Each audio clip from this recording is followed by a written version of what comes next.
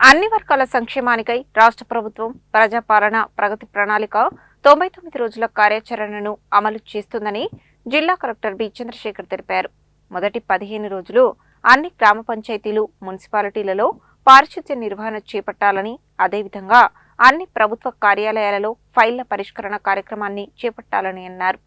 మంగళవారం జిల్లా collector B Chandrasekhar Nakrekal నియోజకవర్గ కేంద్రంలోని నారాయణరెడ్డి ఫంక్షన్ హాల్లో నిర్వహించిన నకరికల్ నియోజకవర్గ స్థాయి ప్రజాపాలన ప్రగతి ప్రణాళిక సన్నాహక కార్యక్రమంలో మాట్లాడుతూ, రాష్ట్ర ప్రభుత్వం అన్ని వర్గాల ప్రజల సంక్షేమాన్ని దృష్టిలో ఉంచుకొని అందరూ భాగస్వాములు అయ్యేలా ప్రజాపాలన ప్రగతి ప్రణాళిక కార్యక్రమాన్ని ప్రవేశపెట్టిందన్నారు. మొదటి 15 రోజులు అన్ని గ్రామ పంచాయతీలు, మున్సిపాలిటీలలో పారిశుద్ధ్య నిర్వహణ చేపట్టాలని, అదేవిధంగా అన్ని ప్రభుత్వ కార్యాలయాలలో ఫైళ్ల పరిష్కరణ కార్యక్రమాన్ని చేపట్టాలని అన్నారు. సమస్యలు లేని మున్సిపాలిటీలు, గ్రామ పంచాయతీలుగా తీర్చిదిద్దడమే ప్రభుత్వ ధ్యేయమని అన్నారు.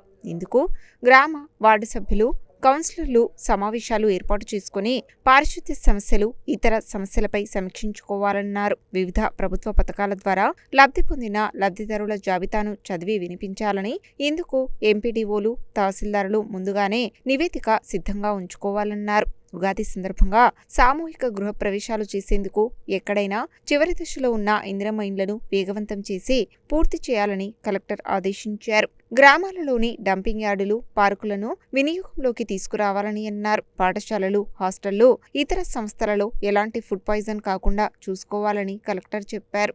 నగరికల్ శాసనసభ్యులు వేముల వీరేశం మాట్లాడుతూ, రాష్ట్ర ప్రభుత్వం గత 2 ఏళ్లలో ప్రవేశపెట్టిన అనేక సంక్షేమ పథకాలను ప్రజలకు మరింత సమర్థవంతంగా చేరవేయడానికి 99 రోజుల ప్రజాపాలన ప్రగతి ప్రణాళిక కార్యక్రమాన్ని నిర్వహిస్తున్నామని తెలిపారు. ఈ కార్యక్రమాన్ని అధికారులు, ప్రజాప్రతినిధులు సమన్వయంతో పనిచేసి విజయవంతం చేయాలని కోరారు. పేదల సంక్షేమమే ప్రభుత్వ ప్రధాన లక్ష్యమని, రాష్ట్ర ప్రభుత్వం ప్రజలకు సన్నబియ్యం, ఇందిరమ్మ ఇండ్లు, రేషన్ కార్డులు, మహిళలకు ఉచిత బస్సు ప్రయాణం, 200 యూనిట్ల వరకు ఉచిత విద్యుత్ వంటి పలు సంక్షేమ పథకాలను అందిస్తున్నదని తెలిపారు. 99 రోజుల కార్యక్రమంలో ప్రతి శాఖకు ప్రత్యేకంగా రోజులు కేటాయించి ప్రజా సమస్యలను పరిష్కరించేలా చర్యలు తీసుకుంటున్నామని తెలిపారు. గాంధీజీ కలలుగన్న గ్రామ స్వరాజ్యం సాధించాలన్నదే ముఖ్యమంత్రి లక్ష్యమని, సంకల్పంతో పనిచేస్తే ప్రతి కార్యక్రమం విజయవంతమవుతుందని, అధికారులు, ప్రజాప్రతినిధులు సమన్వయంతో పనిచేయాలని సూచించారు. నగరికల్ నియోజకవర్గంలో గంజాయి సమస్య ఎక్కువగా ఉండేదని,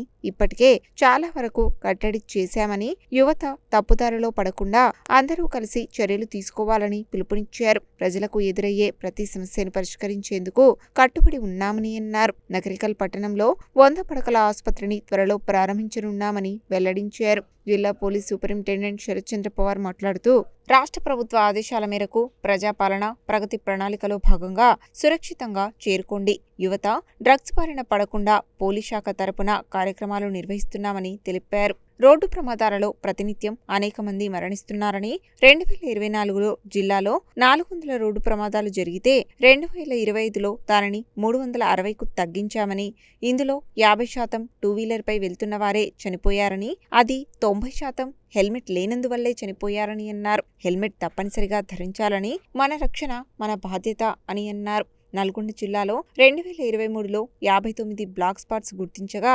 2025 నాటికి వాటిని 31కి తగ్గించామని, ప్రజాపాలన ప్రగతి ప్రణాళికలో భాగంగా వెంటనే గ్రామస్థాయిలో రహదారి భద్రతా కమిటీలను ఏర్పాటు చేసుకుని ప్రమాదాలు జరిగేందుకు ఆస్కారం ఉన్న రహదారులు, రోడ్డు ప్రమాదాల విషయాలపై చర్చించాలని అన్నారు. గంజాయి నివారించడంలో పూర్తి సహకారం అందించాలని, గంజాయి, మత్తు పదార్థాలకు సంబంధించి ఏదైనా సమాచారం తెలిస్తే తక్షణమే 8712670266 నెంబర్కి ఫోన్ చేసి తెలియజేయాలని, గత సంవత్సరం జిల్లాలో 53 గంజాయి కేసులు నమోదు చేశామని తెలిపారు. స్థానిక సంస్థల ఇన్ఛార్జి అదనపు కలెక్టర్ నల్గొండ ఆర్డీఓ అశోక్ రెడ్డి కార్యక్రమం ఉద్దేశాన్ని వివరించగా, అంతకుముందు వైద్య ఆరోగ్య వ్యవసాయం, గ్రామీణాభివృద్ధి, మెప్మా, హౌసింగ్, మున్సిపల్, పంచాయతీరాజ్ తదితర శాఖల అధికారులు ప్రజాపాలన ప్రగతి ప్రణాళికలో చేపట్టనున్న కార్యక్రమాలు, ప్రజలకు కల్పించే లబ్ధి, అవగాహనపై వివరించారు. ఈ సమావేశానికి నగరికల్, చిట్యాల మున్సిపల్ చైర్మన్లు, మార్కెట్ కమిటీ చైర్మన్లు, కౌన్సిలర్లు, సర్పంచులు,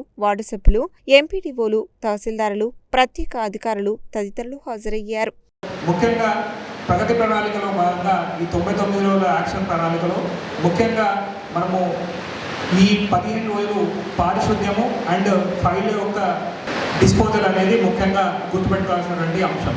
అంటే ఈ 15 రోజులు మనం చేయాల్సినటువంటి పనులలో అటు లోకల్ బాడీస్ కొత్తగా ఎన్నికైనటువంటి సర్పంచులు, సో అట్లాగే కొత్తగా ఎన్నికైనటువంటి చైర్మన్లు, వైస్ చైర్మన్లు, వార్డు మెంబర్లు, వార్డు కౌన్సిలర్లు వార్డుల్లో కలిగి తిరిగి వారి ప్రజాక్షేత్రంలో ఉన్నటువంటి సమస్యలు వారు తెలుసుకుంటూ ముఖ్యంగా గ్రామ పంచాయతీ మున్సిపాలిటీకి సంబంధించినటువంటి అసెట్లు ఏవైతే ఉన్నాయో వాటిని తిరిగి ఒక సమీక్ష నిర్వహించుకోవాలని చెప్పి ఈ సందర్భంగా తెలియజేస్తున్నాను.